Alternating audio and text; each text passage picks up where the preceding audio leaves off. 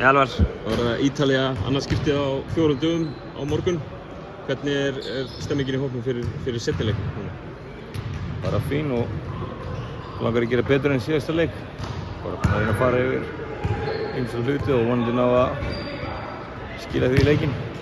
Hvaða sóknartækifæri sjáu þið? Svona, hvaða hluti sjáu þið í leiknum á föstudaginn sem verðið að laga fyrir morgundaginn til að ná í úrslit? Það eru bara ýmsar ákvarðanatökur, spacing og reyna að fá smá jafnvægi á sóknuna, reyna kannski að nýta Tryggva aðeins meira inn í teig og reyna að fá boltan aðeins inn í til að dreifa vörðina aðeins hjá þeim. Þetta var alltaf einhæft í síðasta leik og kannski reyna að nýta þennan mann sem við höfum aðeins betur.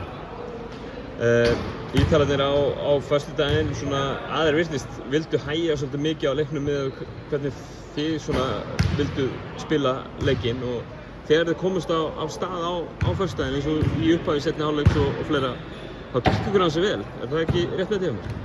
Jú, ég veit samt ekki hvort þeir reynda að hægja á leiknum. Þeir skoru 95 stig og við 70 eitthvað, þannig að þeir einhvern veginn náðu bara að gera það sem þeir vildu, sóknarlega og varnarlega náðu þeir að þrengja völlinn og við vorum bara alltaf einhæfur eins og ég segi.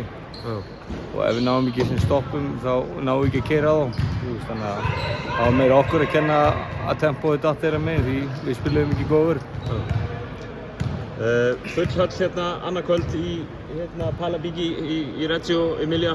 Er ekki gaman að fara inn í svona aðstæður þó þetta sé ekki á heimavelli að spila fyrir?